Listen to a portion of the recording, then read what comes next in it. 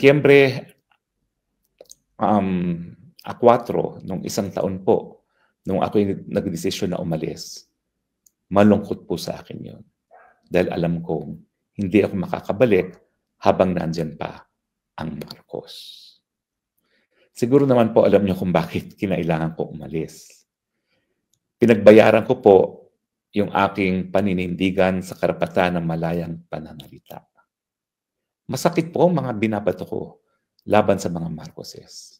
At bakit naman hindi masakit ang sasabihin ko laban sa mga Marcoses? Talaga namang dugong magnanakaw sila.